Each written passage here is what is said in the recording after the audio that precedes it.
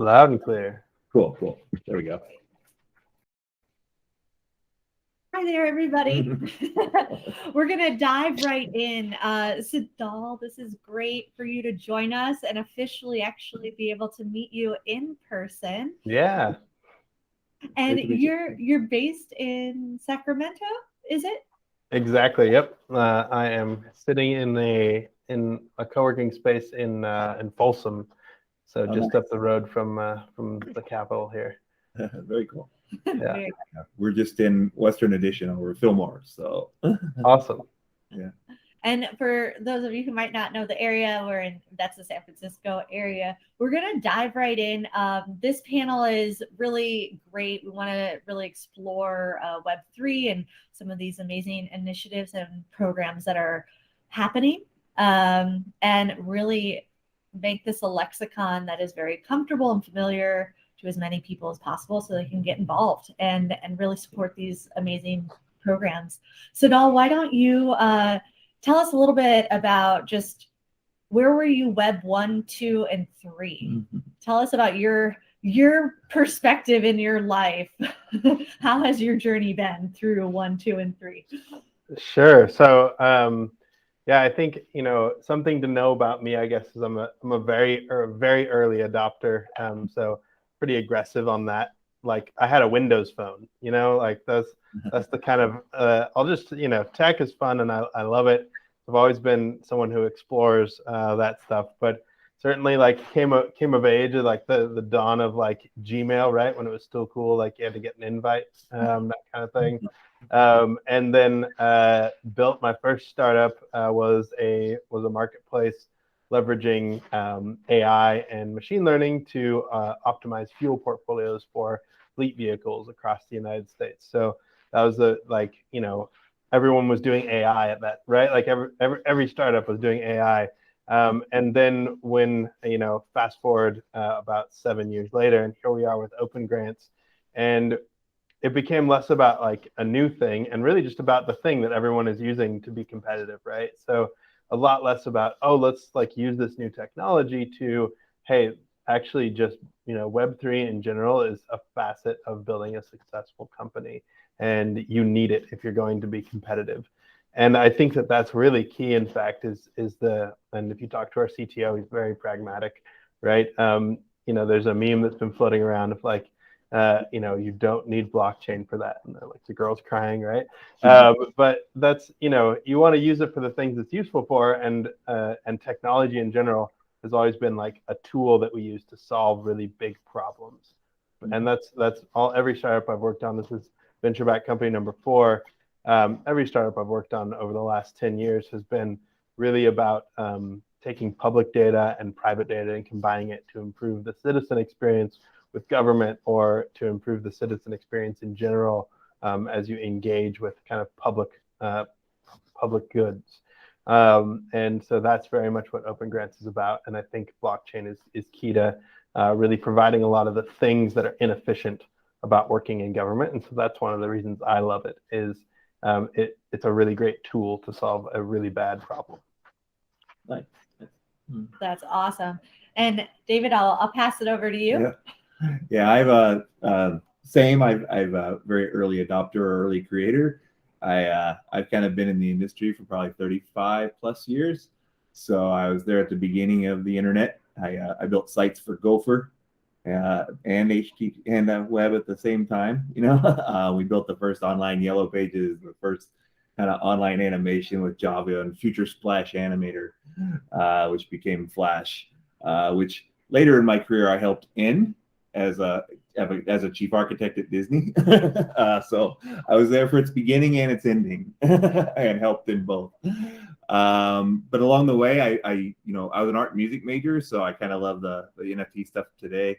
But I spent 35 years deep in AI, natural language processing, and machine learning. And so I've worked kind of at an opposite end of the problem. I've worked not how do we gather data, but I worked in search where we had all the data in the world, and we're trying to figure out how to narrow that down into something useful. So, I and my team helped invent and create the first paid advertising, paid search, contextual search advertising, and then behavioral analytics and behavioral analysis. I had a startup called Blab that sold for a large amount and still used in all the advertising platforms around the world. I created the first algorithms that could actually predict social trends, who the influencers would be 72 hours out ahead. And so it's still used by corporations for brand safety and analysis and targeting. And we used it to actually help find the Boston bomber. We actually helped a lot. Our system started to pick up things that were really amazing and took on a life of its own. So I miss playing with it a little bit. Along the way, I've kind of created the first virtual currencies, before blockchain on Xbox with the Xbox team and Microsoft. They created a virtual currency and found all the pitfalls when they got classified as a bank and went, crap, that's not what we were going for, So I've kind of followed and watched that. And I had my own company, Reality Bridge, also, where we built the first platform that could actually trade real dollars for virtual goods and services across virtual environments. So online games, but also virtual walled social media environments. And then carry your reputation, your money, and your goods across with you between those environments. So we sold that to a Chinese company because no American investors understood what we were doing. They just kind of looked at us and go, I'm going to bring my son in and see if he could explain it to me. We're like, yeah, bring all the kids in. This will be great. So I'm very excited now with our WeTransact platform for universities and incubators and funds to help change the world for entrepreneurs. I helped create scaledonorschoose.org, which was very rewarding to kind of scale that up and understand how you could help people in a wide range and to use all these things that I learned to actually help people, which is something I've always wanted to do. I've mentored hundreds of founders over the years. So when we created WeTransact, it's a way as an innovation platform to kind of guide people through this process and help them along the way and make all this easier for the founder to just take their idea and not spend all their time trying to learn what this VC wants and what this angel wants and what this investor wants. You spend all your time. We say you got to stop building decks and start building a business, right? And to focus on that. So to me, Web3 is all about that. And our focus now is in including DAO and NFT functionality in our system. And it'll be my last statement, but is to actually allow you to, when we create circles instead of cohorts, allow you to now turn that into a DAO so that your circle can be invested in as a whole, and to mint NFTs right through our system that are not just for trend. And today I kind of think of it as the music and the art. This is kind of the backstage pass, utility NFTs that will give you access to, we break down into recognition, access, or money to the company that's selling it to you. And so we're making it a way so that companies can kind of replace crowdfunding in a way, and I think a lot better way and more democratic way to say mint an NFT and say, now that NFT gives you the rights to have recognition. You say, hey, you're part of this. You're creating. You're helping drive this forward. Or access, where you may get to vote. You get to be like a board member and actually say, hey, I got to vote in this. I get to say kind of where the direction of this goes or where this goes. As long as I hold that NFT, I kind of think of it a little bit like a company badge or a taxi medallion, right? It gives me the right while I have it to do that. But then the better it does, the more value it has if I would decided to sell it. And then the money angle, where we're being careful, but we want to make sure that, and if I own that token for your company, maybe I can get royalties, dividends, bonuses, quarterly that go out to all the stakeholders, or commission. So I could take that token and give you the right to now sell your product for commission. So if I've got your token, I sell that product for commissions. Now maybe I've got ARR commissions. And so now I can actually increase the value of that token if I wanted to sell it because it's got all this ARR attached to it. So that's kind of our, where we're trying to innovate within WeTransact as we go forward. And that was long-winded. I was trying to sum up 35 years. Well, that's one of the reasons I was excited to have an intimate panel on this topic, so we could really dive into something more meaningful and have this conversation, because first of all, both of the projects are so mission aligned in terms of impact and fixing things that are very systemically broken. They're very vital to economic and sustainable future. And it's really, really going to have huge impact. Sedale, I'd love for you to share with us the origin story of your project and hear about that as well, because there's a lot. And also, real quick, what guitar do you play? This is just a 6-string takamine, but yeah, any string instrument I love. So been that I could. Just real quickly, I'll just share that I actually started my career dropping out of law school and heading into worked as a river guide and led rafting and kayaking expeditions all over the world, and then got into sort of management consulting, and all of that is to say that I spent a lot of time in developing nations, helping navigate policy and public sector engagement and corporate engagement in those places, and so really saw the impact that grant funding can have on the world, saw the impact that money played in helping these regions either like survive and thrive or really just suffer. And so I spent a good part of my career in South America and another good chunk of it in Asia. And so I got really fascinated with grant funding as this really interesting form of capital, because unlike venture and debt and other things that are out there, it's very altruistic. Typically, grant funding is connected to impact and outcomes. It typically doesn't require any kind of repayment at all. Sometimes it requires nominal repayment, but it's the kind of money you use to cure cancer. It's the kind of money you use to house the homeless. It's the kind of money you use to educate people and support communities. And really, ultimately, it's the money that gets used to create at least a semblance of equity in the world, which is much different than equality, for the record, right? So equality is like giving everyone the same shot, and equity is actually like helping the people who don't have the same shot get ahead and move into the space. And so grant funding is incredible, and it's what we need more of in order to fix the world's problems. And unfortunately, as a consultant, I got to see just how massively inefficient and problematic the whole ecosystem was. And so the vision with open grants is to make grant funding transparent, equitable, and accessible for people around the world. And so we started building this company out. We had the good fortune to run into one of our investors and advisors, Wendy Diamond, who was running this really exciting initiative to fund 100,000 women in Afghanistan. And we started talking and said, hey, look, one of the problems with this is that it's really hard to connect people to capital. And if you're just giving it to the government, then they just take it, or, it doesn't get to who it's supposed to go to. And as it turns out, like around 30% of the $2 trillion in aid and grant funding that move around the world every year is just lost, burnt up in bad process, stolen, et cetera.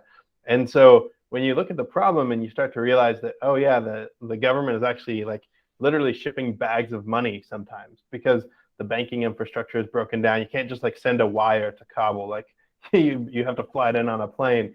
And so the idea that you could, empower these women entrepreneurs and people in general in areas that have low resources with access to an on-chain identity, with access to a wallet, and with access to the decentralized finance ecosystem at large becomes very compelling for a bunch of reasons. All of a sudden, you have a clear way of looking at where transactions are going. You have a way of verifying and validating identity. And then the really exciting thing for me personally, and something I thought about often when I was in all these developing nations, was that you now are giving this whole region and group of people the opportunity to leapfrog from traditional technology into what I firmly believe is the future of finance. And it's this truly equitable and interesting opportunity to allow all kinds of folks to access this, this future that is being built. And so that's what's really exciting about the project. So we're working on some pilot projects in Afghanistan. We're working on some in some emerging markets here in the United States and some in Brazil, and very excited about what's happening. But effectively, that's what we're building at Open Grants is, this network of people that and organizations that have these on-chain identities with associated wallets that they're able to receive funding in, and then associated protocols with those identities where they're able to upload information about impact or reports on what they're working on. And there's a lot to unpack there, but effectively what we want to create is the ability for people to just have a single application to access all of this funding, instead of having to like go to the Gates Foundation and the US government and whoever else. You just have one identity, and funders can participate via DAOs, they can participate via just traditional banking. And so we're super excited about that. We're building it out on the Stellar network, with Inclusive as an anchor on that, and just very excited about where that's headed. So that's what we're working on. That's really exciting. I love that you said it's definitely the future of financing, and I think this is the year everyone realized that. You can tell that by the hundreds of articles every day saying it's not. Yeah. That's how you tell when it's working, right? It's when everyone's telling you it's not, and every major outlet and organization and bank means they're terrified and should be. It's time for a change and a radical one. And I loved how you said the equity and equality, because I always saw there was a cartoon that made it stick in my mind for sure. I saw one time that was a bunch of people standing in a fence, and it was equality, right? They're all standing there, but there was a short person who couldn't see over. And then, equity was when there was a stool so that everybody could see over the fence. Yeah. Right. Exactly. I love it. So I really love what you're doing. It's a near and dear to my heart for that. It's kind of, the donors choose stuff I worked on. And then what we try to do today is, we think not only that's the future of that, but founders and innovators of the future of the economy and every country really is the people that are going to bring the new ideas to the table, and how do we help them?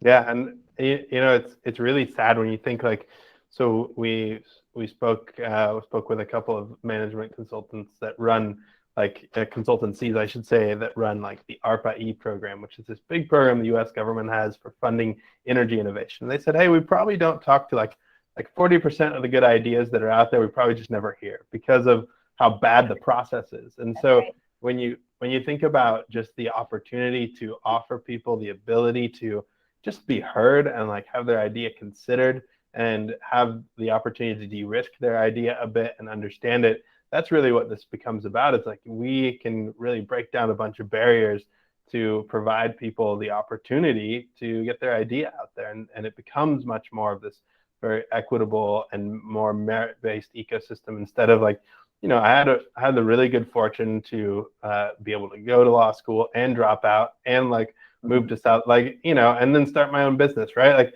that's not, there's a lot of privilege that came along with that, but also learned a whole ton. And so now, I talk to my wife sometimes about some of the work we do with the government. She's like, how do you even know how to do that? And I was like, I don't know. I guess you just figure it out and learn it over time. And there's so many people who just don't have access to tap into those kinds of ecosystems.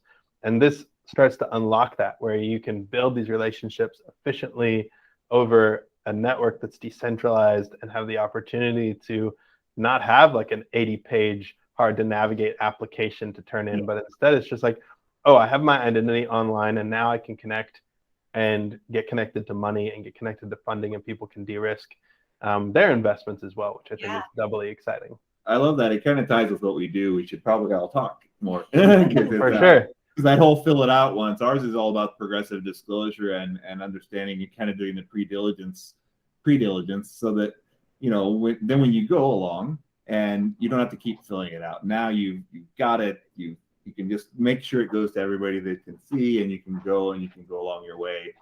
I think when we first went out, we found our foothold in universities more. And I think, incubators, I decided, are kind of more of a failure of the university right now to not fill a gap in that kind of education, Mm-hmm. And so I think that when we were going to incubators, and then even when we were going to funds with our platform, we got a lot of this, oh, I got no problem with deal flow. We got so many, we don't even see them all. I'm like, that's your problem. You do have a problem. That's the problem. And those people, since they're in your flow, they kind of aren't in anyone else's flow, and they're being ignored and lost. And so we really want to help find all those lost ideas, those people that can really change the world, because the ones that do get seen are generally the it's a very incestuous, it's a very same people over and over again. So when you see all this news that all this VC money, there's so much VC money going out, it's going out to the same people every year. It's going back to the same people. It's going back to a very small group of people, and those are getting headlines. And I love what you're doing to help those innovators and those people that are doing something great that are never going to be seen there and get lost in the news. Because then when you go to get angel investment or something, people are going, oh, there's just all this money out there. All you got to do is go to a VC. They're just throwing it around. Or you could just go online and do crowdfunding. And, well, that takes an average of like $50,000 to make $100,000, right? So you got to come up with the $50,000 to promote your crowdfunding campaign and do this. So I really love what you're doing. I think it's a really amazing thing that we could, love to talk about working together more also. But and this is what really the Real Raise Summit is all about, and bringing these panels together and these conversations, because there are so many aligned thought leaders doing incredible things. And if we can really find interesting angles, advantages to accelerate all of our missions, it's about finding that collaboration and those zones. Because it's really an exciting time for it, for sure. And in terms of really what you're doing, I'd love to hear about like where you are right now, where you see or want to see Web3 be in a year from now for your company. Let's assume everything's works just the way we want it to. Where do you envision this going for you, your company, your mission? Yeah, it's so right now we're just doing our initial tests. We officially proved, hey, we can move money across this network without anyone having to touch anything or do anything. And that's a big deal, and it's also terrifying when you start actually moving money without anyone saying anything about it. You're like, oh, yeah, this money's just gone. It's went over there now, and you better make sure you wrote your contracts and wrote your code the right way. So that. Not to interrupt, only the one time, but I started out early at Microsoft as a tester, and I worked on their Rocket credit card processing system. And I ran a test one day that went production, and I accidentally moved $2 million of real money across. And you get a lot of people calling you. there was a lot of people in suits in a room, and we had to work through some things. So this is even more terrifying because there's actually kind of no safeguard.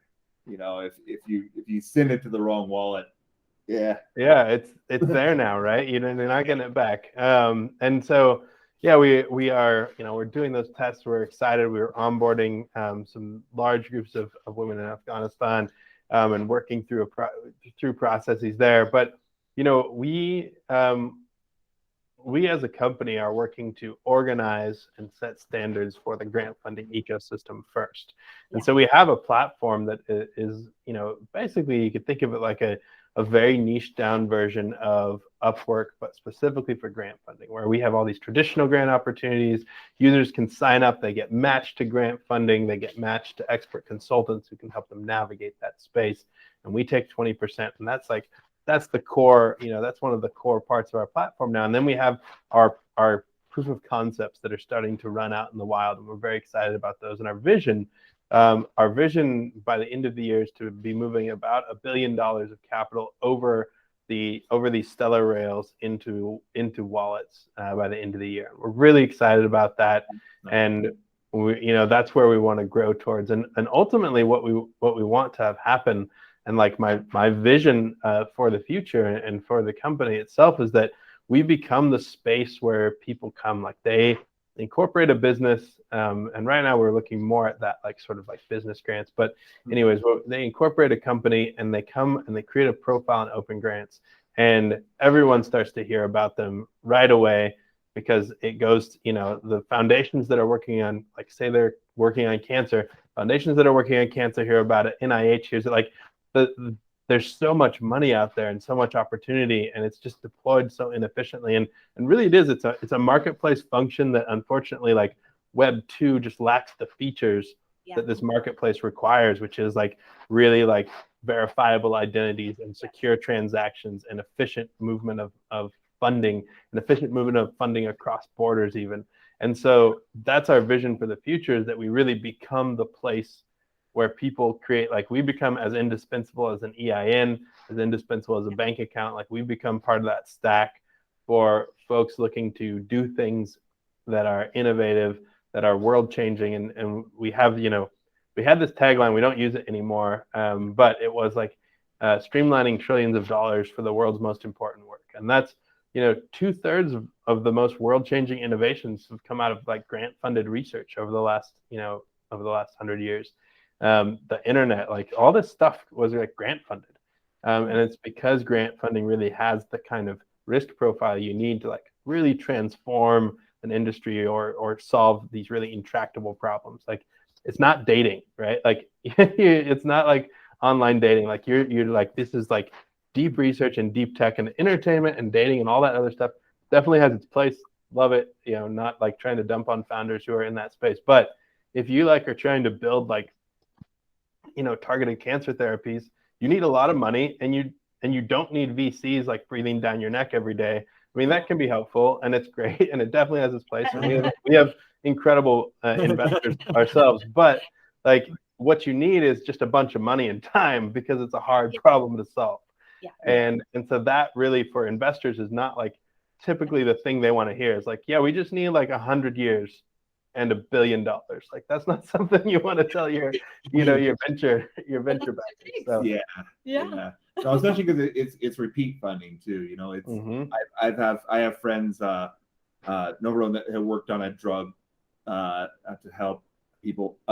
And it was, I didn't want to say too much. I don't know how much I can say. Anyway, but they have to go through many rounds of funding and grants, right? It's not just the one. And the grant writing process is so heavy. And you have to do it over and over again. Yeah. You start from scratch every time, and then it's about your reporting the numbers, right? I mean, we're now working with universities, and most of the money they use to pay for our platform and to do what we're doing comes from grants, from infrastructure grants and the things. So we've also kind of helped them write those grants or tweak those grants to, to make sure and understand what kind of data and stats there's going to be. So it's such a huge need and can advance so much faster. Just unnecessary government level stuff. It really is. Like, why do I need 80 pages to tell you what I'm like? I don't need 80 pages to tell you what I'm working at. And then why do I have to fill out another 80 pages to tell another agency or like another division of the same agency at the same government the same thing? There's some statistics out there that are really terrifying, but one of them is that a lot of researchers spend up to 40% of their careers writing and reporting and like managing grant money. And these are the smartest people in the world, like literally like curing cancer and solving climate change and doing all these really important things, and 40% of their like productive like peak career time is spent like just trying to get the research money they need to keep working on the problems they're solving for us. And it just is a very backwards way to like do funding. Yeah. We have a secret weapon we lend out, which is retired Major Ron Perry, who's on our team. I've known him since I was a kid, but he was 25 years in the Air Force, and he was a chief logistics officer and marketing officer. But he's read and reviewed and written thousands and thousands of grants as a liaison to Congress and working with all this. So he's kind of our secret weapon in tweaking those grants and understanding those grants, but we can't scale Ron. Ron's tired. We're all tired. So you're scaling up what that is, and he would absolutely love it. So because the just bureaucracy of it is what I've spent my career going around pashing my head through or ignoring, right? So, but when you hit that point where you're facing, there's no ignoring it. You hit this wall and you have to scale it the way they want you to scale it. Yeah. And in terms of, I think just these amazing directions that we're going, and now everybody's kind of catching up and just understanding where I think your whole lives have really led to this moment. You've probably been waiting for it. Like you've been ready for it for a long time. The world seems to be catching up to, you guys as thought leaders here. I've gotten to work, directly with Gates and Ballmer and Bob Iger and Jobs. And the coolest thing about all of this is that all of them ignored everything, right? I mean, their whole reason they succeeded was because they just broke through and said, yeah, this is the way it's supposed to be done. We're not going to do that. Let's move on and move forward. And I think that's kind of why, Tim Berners-Lee would say probably that Web3 is probably closer to the vision of what Web 1 was supposed to be, right? There was too much trust in Web 1. There was this trust that, hey, we're all going to work together and the world's going to be a great place. That Web 2 showed that was not the case. And today we show that that's not the case. But I think Web 3 fixes those original vision of how everything was kind of decentralized and how we could all kind of be on an equal footing and work together. It fixes those original problems. So we kind of just had I think, is it Heinlein that says there's 3 stages? I think we went through the second stage just to learn all these things and kind of develop all these techniques and do this so we could perfect that first vision in the third phase. And so I feel like we've really come full circle to what I think the kind of original vision was, if you could trust everybody again. Yeah. As we say, let's use these dark arts that we've acquired over the years for light causes. Let's put that towards the future. So what are some of the biggest challenges you're facing in getting to where you're trying to go? I think that they are similar to, I think, the challenges you face anytime you have new ideas that are very different, right? It's just finding those, the big one is like, how do we find like the early adopters who want to drive this? And luckily, and this has been the really exciting thing, is not only is like the community around Web3 just very inviting and inclusive, but it's also a filter. And I say this all the time to people who are like, well, how do I find the right investors? Should I just like pitch like a different idea? I was like, no, pitch like the most just pick the most batty, like crazy version of your idea. And when you find the people who are like, that's cool, then you've like self-selected for the people that you want on your team, right? And so that's been amazing, where we just say, oh yeah, by the way, we are also like, we're raising capital via crowdfunding, and we have a tokenized security roll-up vehicle. Like, we're not doing any of that other boring stuff.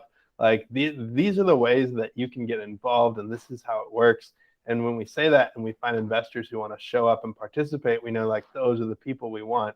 And similarly, when we talk to foundations and some of the groups that we're really excited to start working with, including like folks like Stacks and Stellar, it was easy to find them because the community is not super big yet.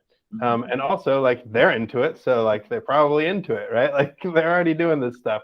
And so that's been really nice. But I think, on the other side, I think the real challenge isn't as much. I think that's almost less of a challenge and more of like a feature of doing something really interesting and innovative. I think really when you talk about challenges, I think the real challenge here is one of like crossing a digital divide, helping people understand that like the technology is really beside the point, and really keeping the nerd and like the person who wants to talk about that out of like my persona when I'm speaking to these people. We just were translating into Pashto basically instructions for how to participate. And we went through and like pulled out like language about wallets and things because it just doesn't, it wasn't relevant, and it also just didn't really like translate well, as it turns out. And so, I think that's one of the real big challenges. I always liken it to like early like legalization of marijuana efforts, right? Like early days when people were trying to legalize marijuana, there was just all these bonkers people who were really loud about it, but they like were just way too into it, and there's like it's just too much all the time. And I think the same goes for like the psychedelics movement as well. It was just like the spokespeople were just really way out there, but eventually you had like all these other people who kind of followed along and were like, oh yeah, actually, and we're much more reasonable about it and pragmatic. And I think the challenge here is like, let's be pragmatic about this stuff. Like, don't pitch me like, I always laugh about Blockchains LLC out in Nevada. I don't know if you like followed that whole saga, but it's like, hey, we're going to build a blockchain city. And everyone was like, don't know what that means. Also weird, and stay away from us. I say like technology is supposed to be a means to the end, and people get a little caught up in the means and forget what the end was. And you know, from being 1 through 3 that every technology that we go through here and every innovation we do, there's like the 3 or 4 main stages, right? There's the radical purists who are like, you know, this is the new way, and you have to do that. You have to go pull on the other direction, or else you can't escape the gravity unless you go full on comet in a direction. And so those are the radical, those are the purists, this is the new thing, and this is the only way. And then there's the hypers, right? That now these are the crazy ones. This is everything. This is all this. This is everything. They're going to make their money in a little short time. We wait for that to die out. And then there's a business, and it's usually, you know, it's hopefully as much of that purist as we can maintain. And then, you know, 20% probably hybrid, tying back into the real world again, you know, and understanding how the real world works and goes. So, you know, I enjoy watching that same cycle just kind of over and over again. And you know, obviously we're in the hype beast cycle of some of this stuff, but now you look underneath the covers and there's some real world changing activity going on, right? And here also is a great question in the audience. Feel free if you have any questions as David and Sedale are talking. It's fascinating. I really enjoy this, especially as a non-technical founder myself, to hear all about this. One of them asks from Michelle, would love to know some basic first steps into Web3 people can take. Yeah, I mean, that's a good one. I think I get this question every time I speak. But I mean, at least for me, one of the first things I did was just go buy, like, I mean, cryptocurrency isn't the only part of Web3, but it's a very relevant part, and it's important to understand, I think. So that was one of the first things I did, was actually went and bought, like, you know, go buy a Bitcoin, buy some stuff, and watch what happens. And that was really neat. And I think just like getting on Twitter, getting on Discord, and like, you know, these communities are very inviting. You can just kind of like follow people, you know, and start to learn a lot. And then frankly, the other thing I think that's really interesting is, like, if you know how to learn and can like spend some time reading, you can like become as much of an expert on some of this stuff as anyone else is in like a weekend. Like nobody has any 20-year advantage on these particular areas. Yeah. So don't feel intimidated. No, just dive in. We're all learning, and this is why these panels are here, because we're sharing that very candidly, so we can learn together. You innovate in this area when something is so fast moving and so early, just like you're doing. You innovate and become a leader by just putting a stake in the ground, saying, "I say this is true, and this is where we're gonna go." And, you know, we see how much gravity that pulls and how much that works. But you know, it's those people putting the stakes in the ground now that are doing it. And kind of anybody can come along, do a little reading, and put some stakes in the ground. You know, I think the Ethereum site, whether Ethereum's the right choice always or even the thing, but I think they do a pretty good job of explaining in fairly clear terms. You know, I made a career out of kind of geek to business translator, and I think they do a pretty good job of that. In explaining kind of DAOs and DAOs and NFT and stuff like that, and stuff on the Ethereum network. Some of the vision, there's some good documents on there. It's kind of just a starting place to really kind of understand a vision of the pieces involved. I always say you kind of need that mental picture first to kind of see what the pieces are. And I think that's really hard in this world, because everyone's kind of got a different piece. So them, and then I've really found we've been looking at the Near protocol. And I think Near has some really great stuff in really human terms, and they make a big statement about making this, you know, be more human and explain it. And as far as DAOs, I just maybe recommend one more kind of reading is the Colony IO. I think they've kind of done an amazing kind of vision on what DAOs could be, and how they could work and how they relate to what a company is today. You know, I think it doesn't have to be like the purist, right? You can come back to maybe 20% reality, where it can be, right. You could make a DAO within your company that's maybe just your sales team, and money goes into that DAO, and that sales team, distributes out based on what they do and everything. So you can take pieces of the purest vision and bring it back into today, and kind of that's the best way to maybe bridge some of it. I tend to be that radical purist, but I'm also very pragmatic about what we can accomplish and what we can do. So I think those are some points the reading that I've done that I think has helped me, and just getting a picture in your head, and then you can go to all the Discord groups, and the stuff will make a lot more sense. When you hit when you get 20,000 emojis thrown at you in an NFT group, and trying to understand whatever Decipher. they're saying. I will also throw out there, one of the things that's really neat right now with DAOs in general is that there's a lot of really cool efforts being built around things that people care about. And so that's another way, right? If you're passionate about climate, just search for climate DAO. Like literally, I'm pretty sure, actually, I know there's a climate DAO, but I think you could find a DAO about pretty much, any kind of effort that's being built out there. And so that's another way that I got really into it, was just, I found, there's a city DAO where they were building a future city, and you could stake parts of it, and that was neat. And so, find something you're passionate about and see how this applies to that thing that you're passionate about. Because I always like to bring it back. I think, in our investment memo, for example, we didn't really talk about blockchain in our investment memo at all.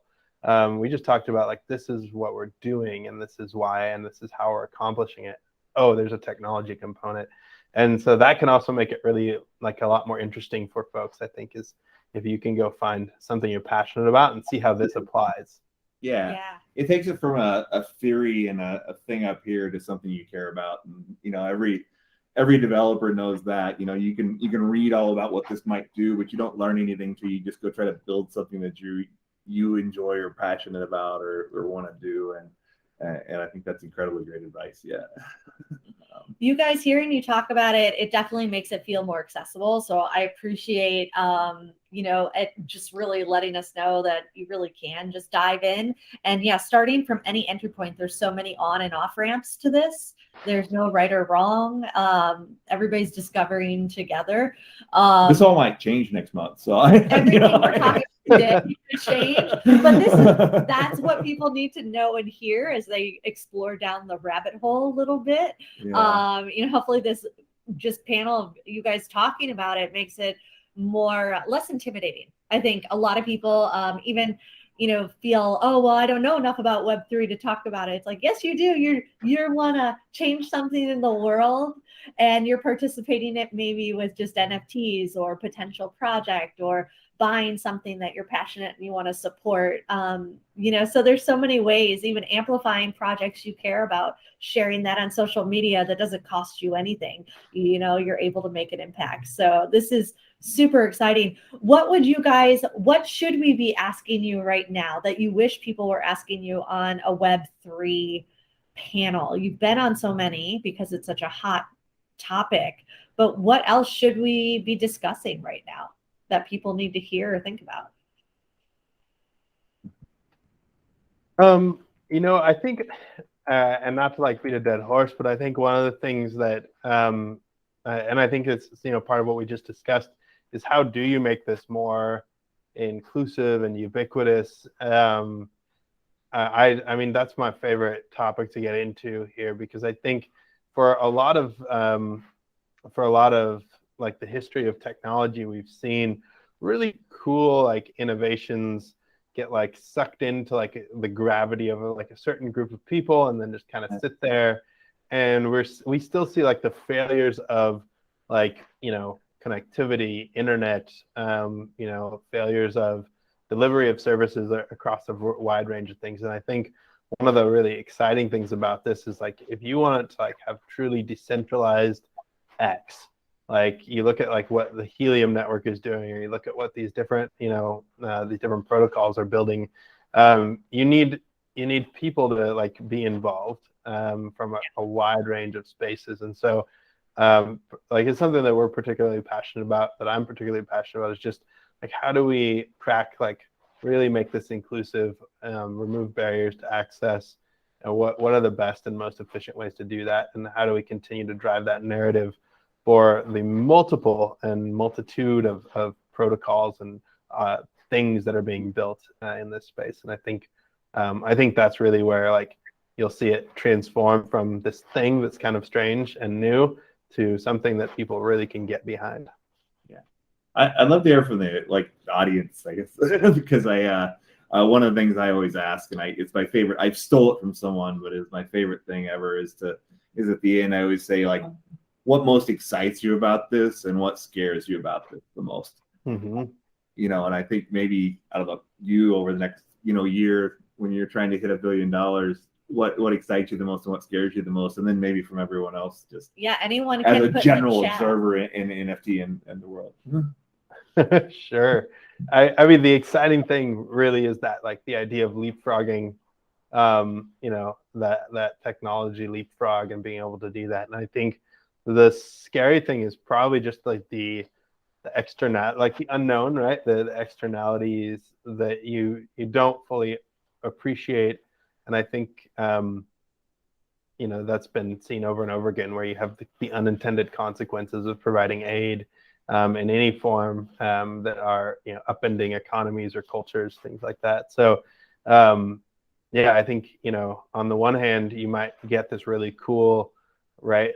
Like the UAE famously is like this place that demonstrates like, oh, they had cell phones. They never had to deal with like telephone lines.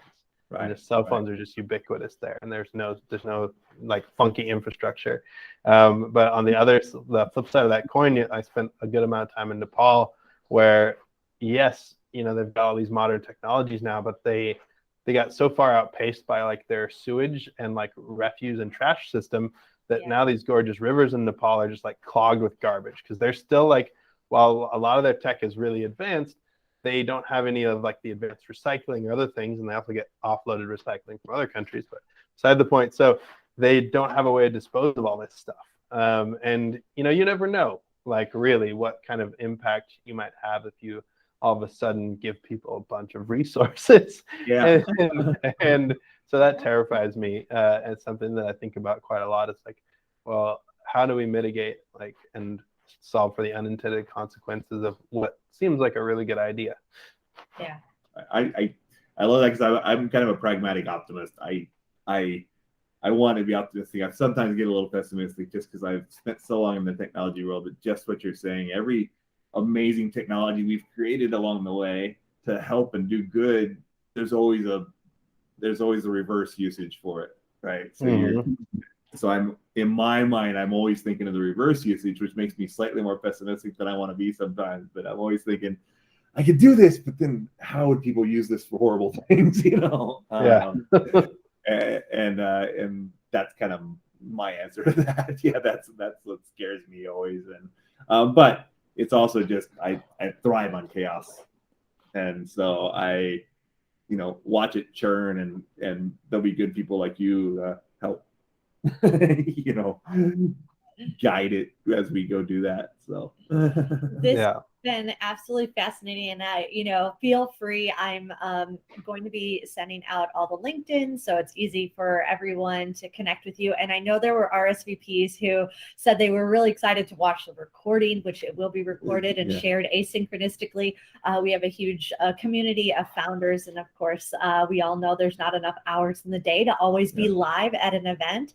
If you have any questions, feel free to drop it in. I'll definitely be connecting, so you can also reach out to you guys directly. Since it's just us, I'd also love to follow up with you. I think I'd love to share ideas, because we kind of have some similar goals and some synchronicity, especially in just how we're making this more accessible. Because that's absolutely our goal. This should be something where you don't have to know about blockchain. You don't have to know about any of the stuff going on under the covers. Just like today, you don't have to know Java to use a site. You don't need to understand the plumbing, and we want to make it so you don't have to, and so you can really just do this and still follow our 10-minute rule, right? I hope our tool is used for 10 minutes every day by our users, so that they can get back to their business and get back to what they're trying to go change the world with. Similar problem that we're trying to solve for innovators and entrepreneurs that you were mentioning, where We don't want them spending 40% of their time getting that grant money. We don't want them spending 40% of their time pitching to investors and redoing those pitch decks. They should be building their companies and their world-changing solutions and staying focused on that. So we share that passion to solve that problem, and we know the impact that it's going to make when we can. So that really resonates with us for sure. Yeah, no, 100%. And yes, more than happy to chat. We should definitely do that because I think, also, it's I think that there's an opportunity to do more of, there's this sort of no code revolution that's like sweeping also the industries. And I think it's the perfect kind of embodiment of, how everything really ideally can function is, really like if you're out there curing cancer or what have you, you should just be doing that. Like there's a lot of other stuff. And this is what technology, like this is the best in my mind has always been like the best and highest use of technology really is like, let's let people focus on like these really important things they need to accomplish and not worry about, whatever like bookkeeping or like all this ancillary activity that just has to happen because there's like an ecosystem that sort of demands that it happen. Let's like focus on input and like output and like the rest of the stuff should just sort of melt into the background and function on its own, ideally. Love that. I'm letting you have the final. You have the final word. That was perfect. That is an amazing mic drop. I think we share it. Everybody who's going to watch this and I'll probably watch it, go back to, because it really resonates with what this is all about, where we're going, what's exciting about this year. Thank you so much, Sedale. It's been a pleasure. Thank you, David, for also informing me as a non-technical co-founder through this entire journey. And hopefully everyone in the audience, you now have some connections for additional resources if you have any questions or to support and want to get behind what Sedale and we are doing at WeTransact. We definitely are here for you. So thank you so much. This has been an amazing day, and we will catch up with everyone hopefully soon and hear about your stories. Absolutely. All right. Sounds great. Thank you both. Thank you. Cheers, everyone.